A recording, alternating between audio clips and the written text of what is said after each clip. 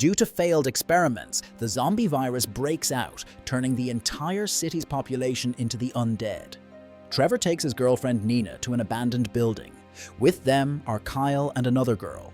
Kyle notices that he's bleeding but doesn't pay attention to it. Trevor and Nina move to another part of the building where something runs by in the darkness. At the same time, the entire city is surrounded by the military, announcing a minimum one-day quarantine. People are unhappy that they can't leave the city. Among the crowd is a married couple. The husband says their child is sick and they need to get to the main hospital. Sarah tells them that doctors have arrived at the local hospital, so the family can go there instead. Soldiers even control the local radio host, Paul, to prevent panic in the city.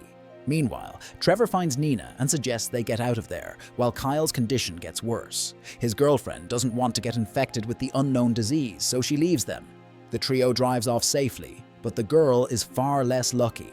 In the forest, an infected man is wandering around, and he catches her. New soldiers arrive in the city. Salazar can't resist making fun of Sarah, but she's not in the mood and drives off with Crane into the city.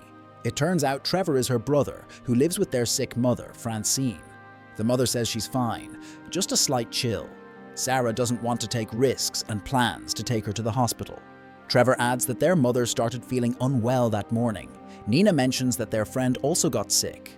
Trevor wants to visit him, but Sarah orders him to stay home. She'll go herself. Only closer to night do they reach his place. Inside, there's chaos and the bodies of Kyle's parents. Sarah tries to call 911, but there's no connection in the city. However, the radio broadcast still works. Commander Rhodes says they cut the communication because of the growing strange rumors among the citizens. The whole family gathers and drives to the hospital. Other residents, also sick, are heading there too.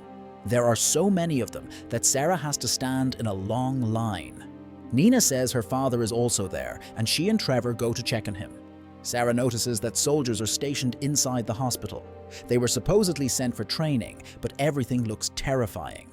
Rhodes takes Sarah to see the local doctor, Logan. Logan asks a few questions about the bodies they found. Sarah concludes that they died from bites. However, a wild animal couldn't have hidden the corpses. Meanwhile, Crane notices that some sick people have frozen in place, staring into one spot. Even some doctors wander aimlessly from side to side. Nina's father speaks calmly for a moment, then suddenly freezes too.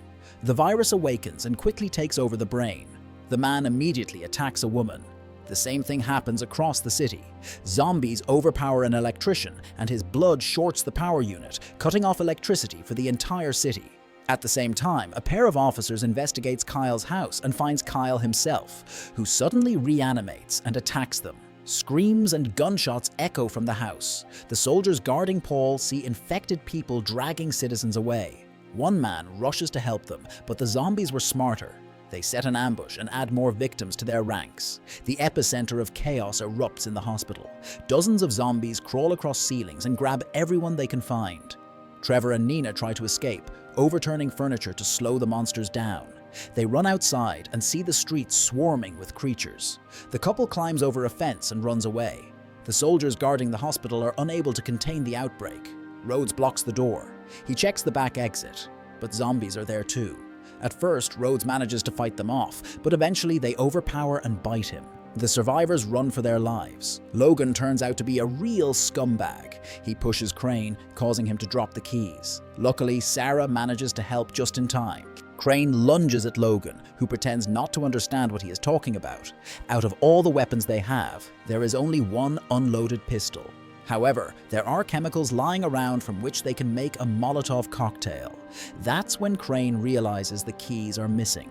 According to the plan, they need to retrieve Rhodes's keys. Trevor and Nina make it to the city and see a man at the radio station.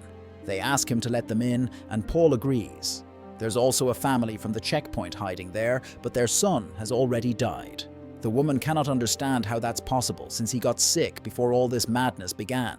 Paul starts coughing. Now no one knows if he's dangerous. Trevor takes the opportunity to speak on the radio, announcing that the entire city is infected. Sarah and Crane decide to crawl through the ventilation system and see Rhodes lying below them. Sarah jumps down and Salazar attacks her. Their team gains one more member. After grabbing the keys, they return to the vents. Rhodes regains consciousness and tries to push Sarah down. The other zombies are smarter. They break through the ceiling. Salazar helps the girl. But when Crane is closing the grate, Rhodes bites him on the finger. They immediately treat the wound, but Salazar still wants to eliminate the guy. Sarah does not let him do it. Logan suggests that the chemicals might have destroyed the virus.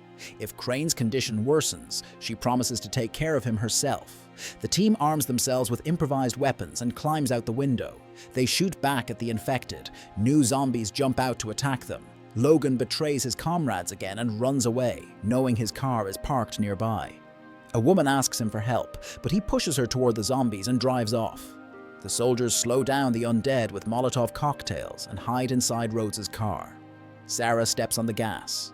They make it to a gun store and restock their weapons. Crane isn't as lucky. The chemicals didn't work, and he becomes a monster, but not like the others. He doesn't attack them. Meanwhile, Nina finds bloody traces in the trash, meaning there's an infected person among them. It's Paul, whom Nina immediately eliminates. Sarah hears her brother's voice on the radio and drives to help him. He sees their mother outside. Trevor thinks she's still human, but Sarah has to save her brother. Nina wants to tell the pair that help has arrived, but the man has already been killed. The woman turns out to be infected. While the group deals with her, soldiers notice the survivors, but they too are caught by zombies. Back in the car, Trevor wonders why their infected friend doesn't attack them. Sarah believes it's because he doesn't eat meat. They reach the military camp, but there are no survivors left. Some zombies have learned to use weapons, shooting in all directions, so the group flees as fast as they can. Trevor says an abandoned building might be safe. With no other choice, they head there. Kyle finds them and rams their car, causing an accident. As punishment, he takes a bullet. The group finds the abandoned place, but suddenly a horde of zombies appears out of nowhere. They run into the basement where they discover a hidden door. Moreover, there's a laboratory inside. All the data has already been erased by Logan.